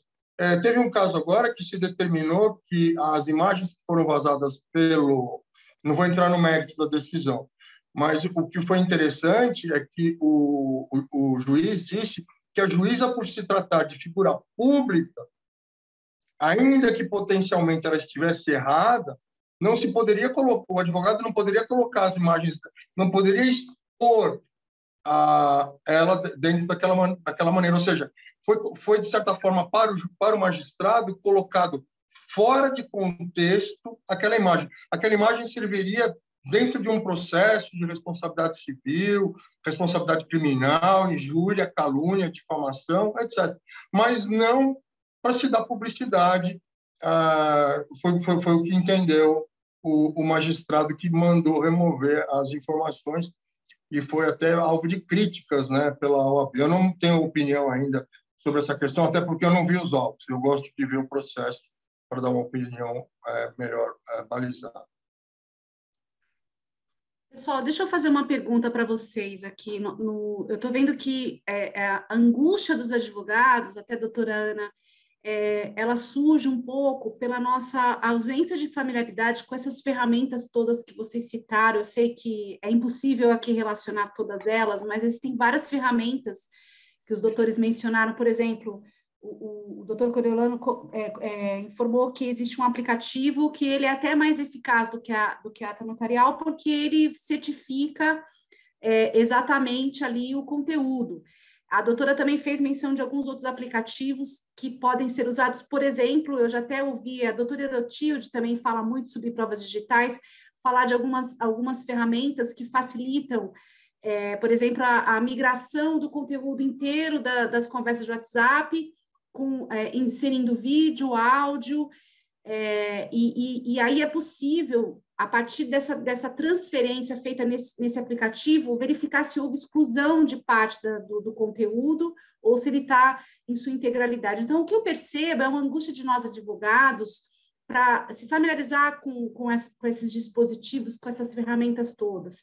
E aí uma pergunta em comum que foi feita aqui é se a Justiça do Trabalho, ela nomeia um perito para fazer, caso seja suscitada, por exemplo, doutor Coriolano, a falsidade de um vídeo, porque uma coisa que o cliente pode fazer é aferir o conteúdo, ele pode falar, isso é falso ou é verdadeiro a partir enfim, da ciência que ele tem a respeito daquele conteúdo, mas se não for falso, ele vai arguir a falsidade, a Justiça vai nomear um perito, a Justiça está aberta para aferir, para impulsionar essas provas a partir dos requerimentos. Como é que o advogado lida com essa realidade? Porque nós estamos falando de uma mudança de modo de vida, né? A prova, como foi dito, o meio de prova e o direito à oportunidade de prova está resguardado pelos princípios que regem o processo legal, e tudo isso está resguardado, ainda que esteja havendo uma mudança de paradigma, é mudança de paradigma em relação ao modo como as pessoas vivenciam, elas vão deixando esses rastros digitais. Então, 2 pontos. Primeiro, é essa dificuldade para a gente se familiarizar com essas ferramentas, e 2 exemplos, que seria a questão da ata notarial, se o senhor puder explicar melhor como funciona esse dispositivo que certifica melhor o conteúdo, né? E, doutora Ana, como que, se a Justiça está preparada para receber essas informações, ou se ela tem que mandar, realmente, nomear um perito e mandar que essa prova seja feita através de técnicos, de profissionais de fora do sistema de justiça. Quem quer começar, doutor Coriolano? Não, deixa Com relação a essa questão da... doutora Ana Paula pode fazer às vezes, eu já falei bastante. Não, em relação à Verifact, acho que o doutor Coriolano abordou, é uma empresa que mexe só com provas digitais, mas antes disso é interessante porque, digamos assim, né? Como é que a gente vai saber que a Verifact, por exemplo, é um aplicativo confiável, né? Tem outros, tem Verifact, Original Mine, HTT Track, alguns usam blockchain, outros não, cada um usa um sistema, mas como o doutor mencionou, a Verifact já tem até convênio com algumas instituições, e aí, assim, no meu caso, se fosse um aplicativo desses que eu não conheço, eu teria que estudar, que investigar, que pesquisar. Agora, no caso dos vídeos, eu aceitaria, eu determinaria uma perícia, doutora, porque para mim é o mesmo raciocínio assim, da assinatura. Se a pessoa disser, aí depende do contexto da impugnação, porque, por exemplo, eu tive um caso, eu até tinha anotado, não sei se está aqui, para lembrar certinho como que eu falo para os senhores, como é que foi a impugnação. Ela impugnou, tipo assim, não dá para saber se isso é da reclamada, alguma coisa assim, sabe? Era conversa de WhatsApp. WhatsApp, doutora, a própria pessoa tem como exportar essa conversa por e-mail. Então, não sei se os senhores têm aí, por exemplo, o Android. No Android, os senhores escolham um contato, ali em cima, ó, nos 3 pontinhos, vai estar escrito ali, ó, doutora, exportar conversa. Aí clica lá, vai estar adicionar mídia. Não está dando para ver? Aqui, ó, adicionar mídia ou sem mídia. Aí clica ali, adicionar mídia. Na hora ele vai me dar a opção que jeito que eu quero. Ah lá, eu quero por e-mail, eu quero mandar para o WhatsApp, e aí vai exportar na hora. No meu caso, eu já fiz para o e-mail da vara. E aí eu vou te dar vistas.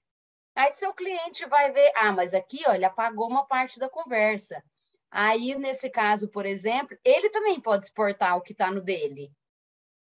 Então, tudo depende. Agora, vamos supor que é um vídeo. Não, esse vídeo é montagem. Aí tem aplicativos também, mas eu vou ser bem franca com os senhores. Eu, por exemplo, não domino esses aplicativos. Eu não sei se tem algum confiável, como é o caso da Verifact aí.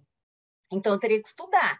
Se eu achasse que eu poderia me basear, que aquele aplicativo que eu conheço, que eu estudei, que eu fiz um curso lá com um delegado que é especializado nisso, né?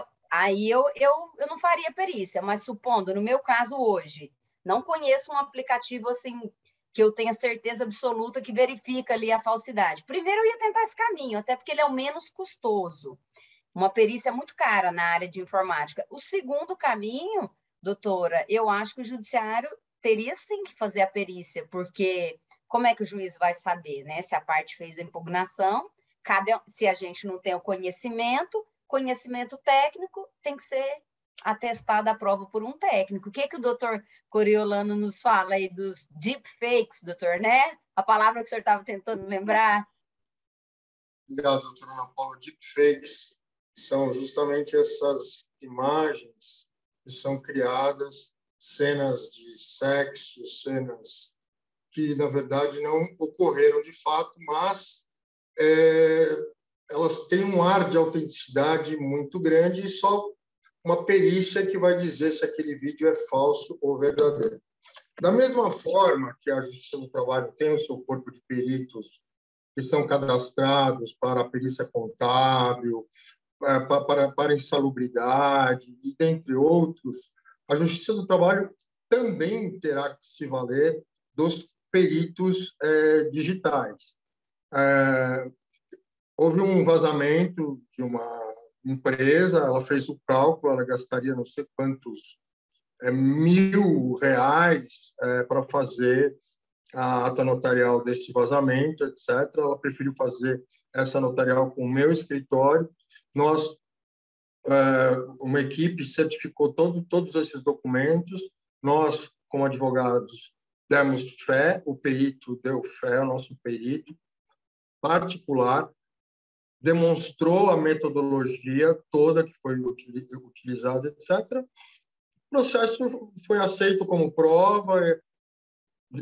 No momento em que o advogado ele sobe o processo, a prova do cliente no CNJ, ele está autenticando aquela prova, ele está dando fé pública àquela prova. Né? O advogado tem fé pública para dizer, olha, esse documento ele é verdadeiro, ele é real, até porque senão ele é condenado por má fé, ele pode perder a OAB, a sua OAB. Nosso código de ética é extremamente rigoroso para a produção de provas falsas por advogados ou por quem quer que seja, vai responder tanto criminalmente como também perante o nosso Tribunal de Ética, que é extremamente rigoroso e é também um órgão consultivo, senhores advogados.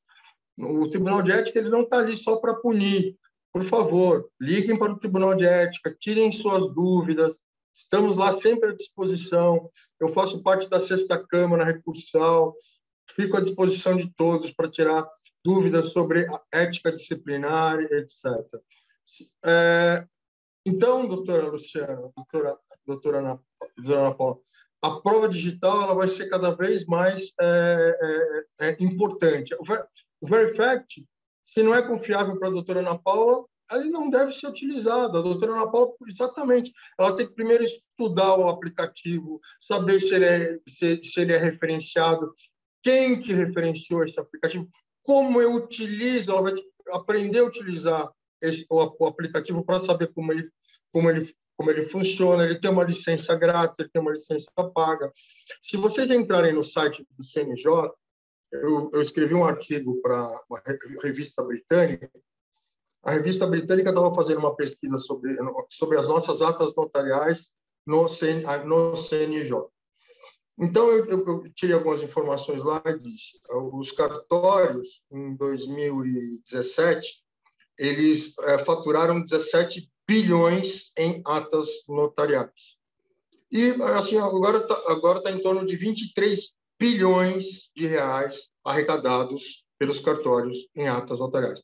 Nós estamos falando de um mercado digital de 20 bilhões de reais que vem sendo assumido pela iniciativa privada, pelo meu escritório, por outros escritórios. Eu, em breve, vou lançar um aplicativo próprio meu. Vou procurar fazer convênio com os tribunais, vou procurar dar cada vez maior credibilidade à chamada ata notarial privada, né? Eu acho que todo advogado poderia ele mesmo certificar essa prova e poupar o cliente de custos adicionais, e a outra parte que faça a impugnação. Teve casos que o cliente se sentiu inseguro, ele falou, doutor, mas o senhor pode dar fé a essas conversas de WhatsApp? Posso. Eu quero ver o celular. Eu chequei o celular. Eu estava junto com o perito, eu certifiquei e dei fé que eu, junto com o meu currículo profissional, que eu averiguei o celular, juntamente com o perito, currículo do perito, através da metodologia tal e tal, e constatei que tudo que estava ali transcrito fazia parte de uma conversa verdadeira, tanto a nível material como a nível técnico, ou seja, que tecnicamente ela não foi adulterada. E isso só é possível saber se uma conversa foi adulterada ou não através da perícia do celular. Se eu importar para a vara, através dessa metodologia da doutora, nessa importação eu já posso fazer adulterações. Nessa, né? Se o perito ele vai verificar quais mensagens e quais horários e qual conteúdo foi apagado. Se a mensagem foi retirada de contexto. Hoje você pode produzir qualquer tipo de prova falsa, seja em vídeo, seja em imagem, foto adulterada. Eu tive um caso com o ministro José Eduardo Cardoso. Nós tiramos uma foto juntos em 2015, no plenário do Palácio dos Festivais de Gramado, na conferência internacional que teve lá, nós éramos palestrantes, descemos juntos e tiramos uma foto. Alguém colocou a nossa foto com suástica, etc., dizendo, num grupo de ódio contra o PT, falando da minha pessoa, falando do ministro, etc. Eu acionei a Polícia Federal, pedi ao magistrado a remoção do conteúdo e que o Facebook utilizasse a metodologia de reconhecimento facial para que aquela foto nunca mais voltasse ao ar. Para a doutora conseguir conceder a ordem judicial, o advogado deve apresentar o código da imagem para a doutora.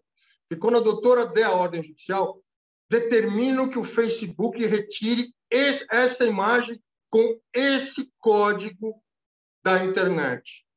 Porque, senão, o Facebook ele não vai conseguir cumprir a ordem judicial, simplesmente remover e determinar mais. Se o advogado pedir, obviamente, além da multa diária pela não remoção, porque eles dizem que a jurisdição é americana, eles não querem cumprir a ordem judicial, né? O Marco Civil já está aí justamente para não ser cumprido, né? Tem uma ação no STF dizendo que tudo vai ter que seguir via EMILAT, via que os tribunais estrangeiros aqui são competentes, não, que nós não somos competentes para determinar essa remoção de conteúdo, porque o Facebook está lá nos Estados Unidos. Não me parece razoável essa interpretação que alguns colegas têm e que estão defendendo essas grandes empresas. Não vou entrar nesse mérito, mas eu gerei o código da imagem, toda a imagem tem um código, e pedi, excelência, determine que o Facebook retire a minha imagem através desse código e determine mais, que essa imagem não volte nunca mais ao Facebook. Já tinham 950 mil compartilhamentos, 9 horas da manhã, meio-dia. Eu estava na sala do juiz, marquei uma reunião com ele. 1h30 da tarde eu estava na Faria Lima, no Facebook, despachando com o diretor, junto com o oficial de justiça. Desapareceram as imagens. Nunca mais foram vistas. Eu identifiquei quem foi o autor das imagens. Todas as pessoas que comentaram, compartilharam e de forma negativa sobre a minha imagem e a imagem, eu pedi R$5.000 de indenização por danos morais. Escolhi de forma aleatória essas pessoas, as identifiquei. Ganhei em primeira instância, ganhei em segunda instância, porque existe uma jurisprudência no STJ, no TJ de São Paulo, que diz: quem comenta, compartilha, repercute notícia falsa, mentira, foto inverídica, responde criminalmente, civilmente, de idêntica maneira com aquele que criou a foto original. A Justiça do Trabalho tem que seguir a mesma linha. Não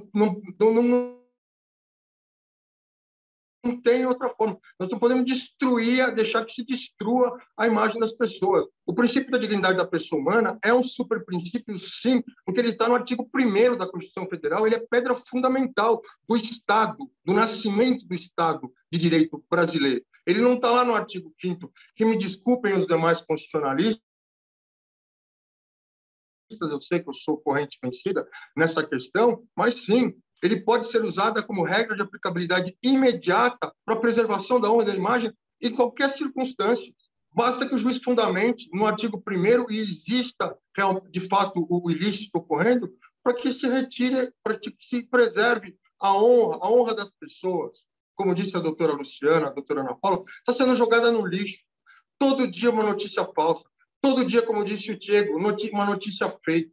Todo dia a reputação de alguém está sendo destruída na ponta de um mouse. Para você destruir a vida de uma pessoa, é muito fácil.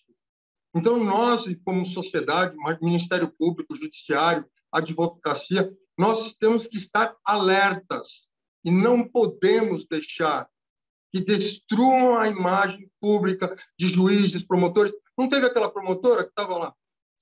Clicava o nome da promotora, saía lá. Fraude em concurso público. Fraude em concurso público. Porque citaram o nome dela uma vez em fraude em concurso público para a magistratura, o nome dela ficou prisão perpétua. O STJ disse, não, Google vai indexar todas as informações relativas a essa promotora. Ela não pode ficar com isso nas costas dela a vida inteira. Procurava o nome lá da promotora, saía lá, fraude de exame para juiz, fraude em exame para juiz. Espera um pouco.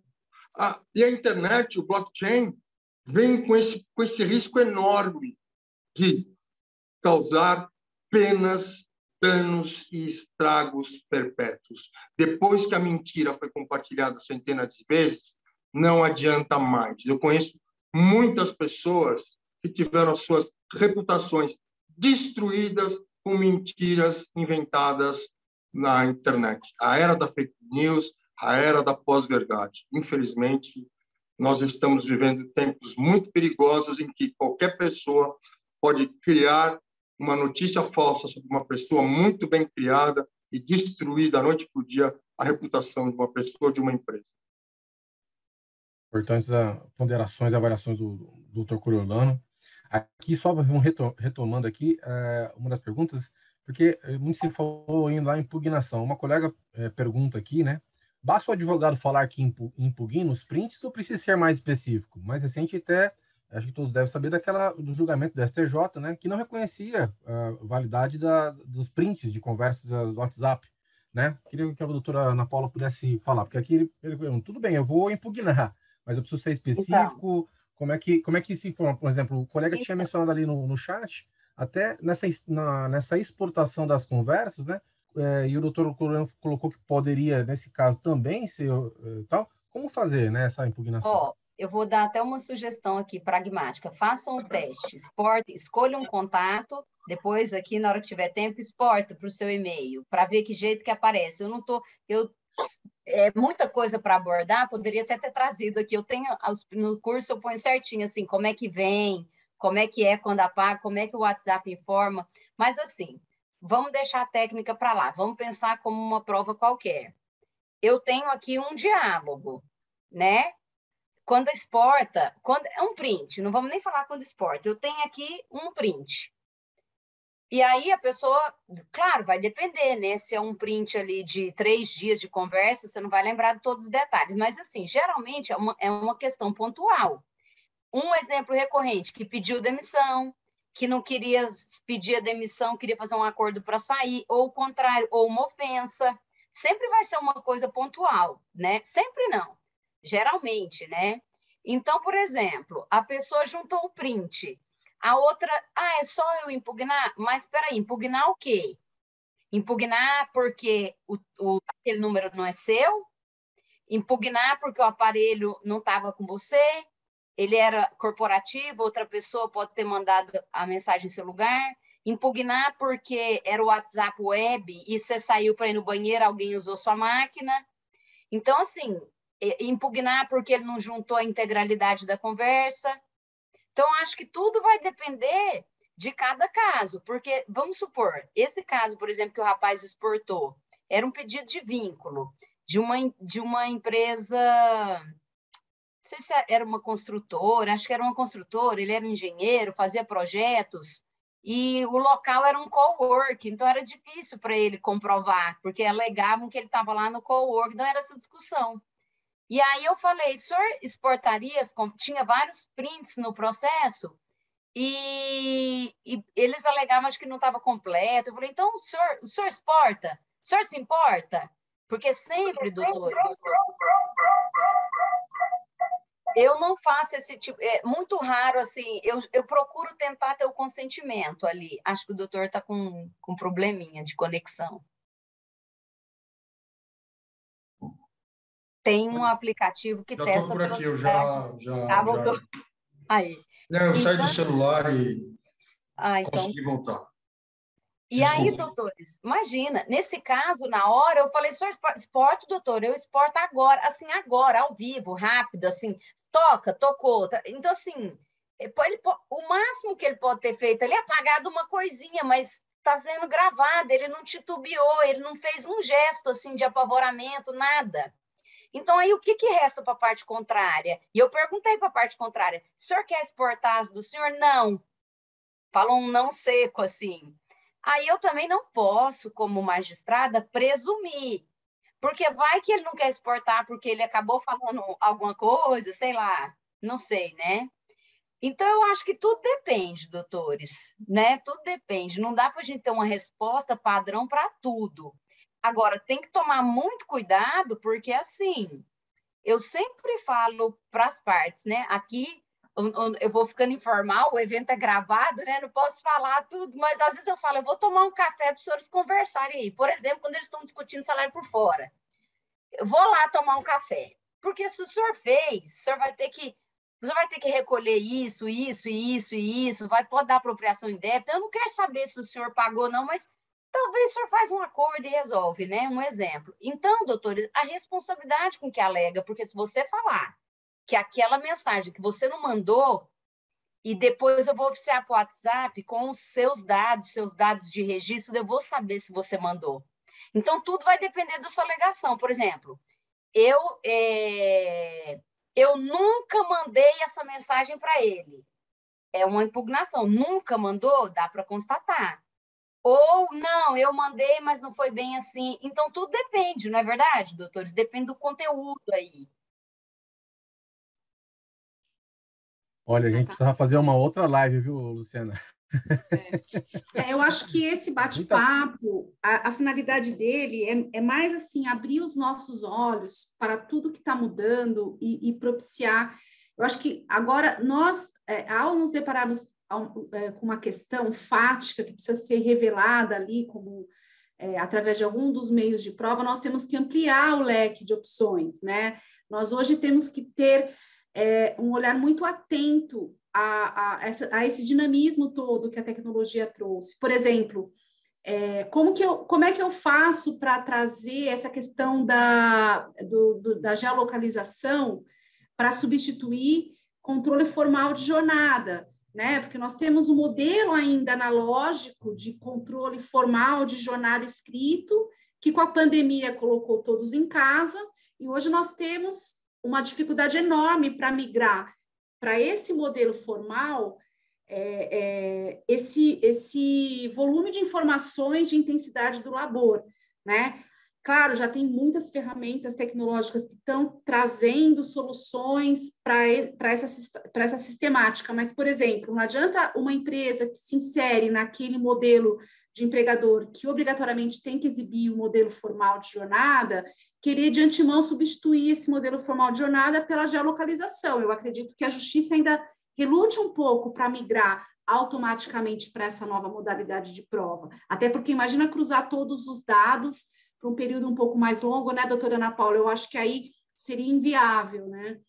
E outra coisa, assim, eu penso que o magistrado ele tem que ter muita responsabilidade nesse momento inicial, como o doutor Coriolano falou, de determinação de magistrados, determinando para oficiar para tudo quanto é lugar, para mandar tudo quanto é tipo de dado. E eu penso assim, a gente tem que olhar a questão pontual, senão você corre o risco de invadir a privacidade de uma parte. E outra, é como o meu professor e amigo Guilherme fala num livro dele que chama Dignidade Humana e Direito à Prova. A pessoa pode ter o direito de não revelar algo ali se sujeitando ao ônus. que ela vai enfrentar, né? Então, no caso da jornada, qual é o meio de comprovar a jornada? É o cartão de ponto. É o cartão de ponto, o meio. Então, eu não imagino que a gente vai substituir. Eu não faço isso, doutor, eu não substituo. E nem as testemunhas. Pode ser que mais para frente a gente vai entender, a lei vai pacificar. Como é algo novo, é algo controvertido, eu vou no básico, vou no tradicional. Aí, o que acontece? Quando eu percebo que eu não consigo decidir, ou como o doutor Coriolano falou, porque eu fico com aquela pulga atrás da orelha que está errado aquilo, e não estou muito confiando, ou porque é uma prova dividida, vou dar um exemplo aqui clássico. Bancário, jornada por biometria lá, o banco traz os cartões de ponto. Aí o reclamante fala, doutora, não corresponde à realidade, eu vou ouvir as testemunhas. Aí se uma fala assim, ó, não, o cartão era certinho, sim, tal, e o outro fala, não, ele não, como é que eu vou julgar?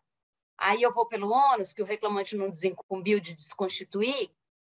Não, aí nesse caso, por exemplo, aí eu determinaria, por exemplo, uma geolocalização para ver a herb dele. Aí tem que olhar se a herb é a mesma herb da casa dele, se a torre é longe da casa, tem que olhar várias coisas. Então, doutores, eu acho que a gente tem que ir bem devagar, doutora Luciana, porque senão a gente corre o risco de querer, como é que fala o ditado? Matar uma formiguinha com a bazuca, sabe? Também não tem necessidade. E não é para substituir, é para completar as provas, né? Oh, perdão, essa questão da privacidade realmente é um problema. Eu queria aproveitar e fazer uma pergunta à doutora Ana Paula e à doutora Luciana. Recentemente foi alterado o Estatuto da Advocacia e passou para a OAB análise de alguns critérios de vínculo de emprego entre as bancas jurídicas, as questões de jornadas, etc. Como que vocês veem essa questão? Houve uma invasão na competência da Justiça do Trabalho? A OAB corre o risco, em algum momento, em invadir a competência da Justiça do Trabalho? Ou a lei, para vocês, foi satisfatória? Ela realmente preenche aquilo que era esperado? Essa eu vou deixar para a doutora Luciana, porque com toda humildade do mundo, doutor, eu não li a lei, eu não estudei, eu não sei. Peço desculpas. Doutor, eu vou pedir licença para dizer o seguinte: nós vamos fazer um webinar sobre esse assunto. E eu faço questão de então contar. Eu tenho que vir para aprender. Eu faço questão de contar com a participação dos doutores, porque é um assunto que, de fato, suscita muitos debates. Teve o debate na fase da aprovação da lei aí, mas eu acho que esse assunto ele leva aqui umas 2 horas para a gente debater. O parecer da OAB São Paulo, por maioria de votos, foram apertadas as discussões, foi contra a redação que está colocada, né, no texto legal, justamente por alguns conselheiros entenderem que existe um conflito entre a legislação trabalhista e a competência da OAB para fiscalizar as bancas jurídicas e a relação de emprego. É que me parece que ali a ideia foi colocar sob aspecto formal, né? A OAB receber um contrato de associação ou um contrato de sociedade sob aspecto formal, ela teria que fazer essa análise, esse crivo inicial para poder receber esse instrumento como tal e levar registro, mas sem dúvida que não vai poder eliminar a competência da Justiça do Trabalho para, da mesma maneira, em qualquer outra relação jurídica, né, verificar se atrás desse contrato, desse modelo formal de relacionamento, existe ou não alguma fraude ou desvirtuamento ali da relação de sociedade ou de associação. Diego, vamos caminhar para o encerramento, então? Vamos lá. Eu, por mim, ainda ficaria aqui. Acho que o pessoal também aqui uma série de dúvidas, né? Mas assim, eu acho que a gente estimular, né, a que as pessoas tenham um pensamento crítico e que a gente, como a Luciana falou, a gente vai evoluir ainda. E nós, operadores de direitos e advogados, vamos, como a doutora Ana Paula colocou, vamos também instalar novos mecanismos, novos aplicativos aí que vão surgir realmente. Olha, aqui essa prova aqui é válida sim. Enfim, nós vamos indo para os finalmente. Marco, alguma consideração, querido? Bom, eu só posso agradecer, né, a participação, a forma com a qual foi explorado o tema, e dizer que a gente tem muito para aprender aí acerca de tudo isso, que nós possamos continuar compartilhando conhecimento, né, de prova digital, porque é um elemento tão novo e tão importante para o desenvolvimento da nossa atuação. O doutor Coriolano falou sobre o conhecimento, né, das pessoas que estão até fazendo cursos fora, e para aqueles que militam na área, né, pode mudar tudo num processo, né? Uma prova digital bem fundamentada aí, bem trabalhada, pode caminhar a rácio decidente aí do magistrado para um lado que seja interessante para aquele que está pleiteando, né? Ou se defendendo, no caso. Então, vamos estudar, vamos aprender, vamos desenvolver. Agradeço muito tudo que foi colocado. Acho que a gente sai daqui com um enriquecimento cultural de uma suma importância. Obrigado. Doutora Ana Paula, doutor Coriolano, a gente agradece muito a ASP aqui, doutora Ana, doutora Luciana.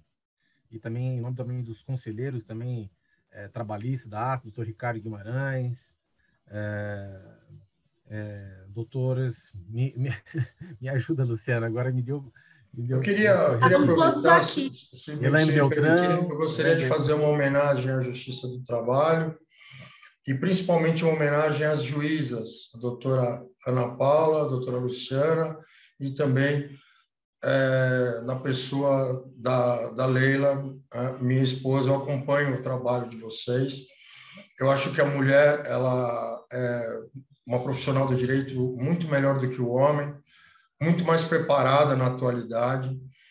As mulheres têm que assumir a liderança da nossa sociedade, porque nós, enquanto sociedade machista, falhamos, e eu acho que agora é a vez e a hora das mulheres. Nós precisamos não só de mais mulheres nos tribunais, mas mais mulheres em postos de comando pelo Brasil e pelo mundo, porque o toque feminino, ele tem um diferencial, e a mulher, ela é mais forte do que o homem em todos os sentidos.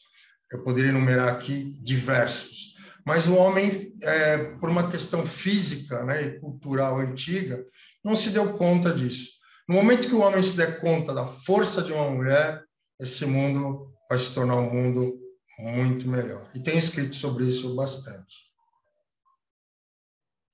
Obrigado, doutor. Doutora Ana Paula. Doutores, eu quero agradecer imensamente ao convite, aos elogios aqui do chat. Eu esqueci de falar também do livro, que foi um fruto de estudo dos magistrados que participaram do curso de formação da ENAMAT, porque nesse programa aí, eles fizeram um curso para nós sermos formadores. Então, depois eu fui tutora de algumas turmas de juízes. Então, ali tem artigos de vários magistrados que abordam todos esses temas que os senhores colocaram aqui. Então, fica a sugestão. E aqui foi um prazer, foi uma honra, doutor Coriolano. Eu não quero polemizar, já preciso também sair, mas, assim, essa generosidade, gentileza do senhor, eu não posso, assim, 19 anos de magistratura, eu não posso imaginar a gente não atender um advogado, porque tem advogado chato e tem juiz chato, tem advogado difícil, tem juiz difícil, porque é ser humano, como o senhor falou. Então, eu fico extremamente honrada de participar de eventos como esse, porque eu falei para o doutor Diego, eu gosto de estar do lado das pessoas que estudam, que discutem, que aprofundam, porque só assim, somando, é que a gente cresce. Né? Então, foi uma honra, foi um prazer. Fica o convite aí aos senhores. Para quem quiser, ainda essa semana, o Lacier deve colocar lá no site dele o curso. Eu vou ministrar um curso lá no Lacier, né? Que acho que todo mundo conhece, da área trabalhista, vai ser agora em julho. Então, eu vou colocar lá no Instagram e ele também vai colocar no site. Vamos abordar teoria e prática. Todos estão convidados. Muito obrigada e uma ótima noite para todos. pessoal, a gente agradece muito a presença de vocês, o interesse de estarmos aqui até agora, 2 horas aí de webinar. Vamos aí terminar porque os colegas também têm outros afazeres e a gente também não quer se alongar muito. Agradecer a doutora Ana Paula, o doutor Coriolano, né? Para quem quiser, o doutor Coriolano até colocou o telefone dele também, porque ele também precursor nessa questão, porque de disseminar conhecimento. Fui num evento recente dele, da Academia de Direito Digital, né? Há um grupo de WhatsApp lá que os colegas advogados podem compartilhar conhecimento, né? Até eu tive lá, falei, o que o trabalhista está fazendo aqui? Olha, eu quero aprender, né? Eu acho que é exatamente essa a intenção e todo profissional que quer se colocar no mercado como referência, acho que precisa estar atualizado. E como o Dr. Coriolano colocou, quem não domina processo e prova digital agora ainda realmente vai ficar aí desejar na conduta dos seus processos. A gente agradece mais uma vez. Obrigado, Luciana. Obrigado a todo o pessoal da técnica, a ASP, por nos proporcionar e abrir esse espaço importante aqui de disseminação do conhecimento. É isso, pessoal. Uma boa noite. Obrigado.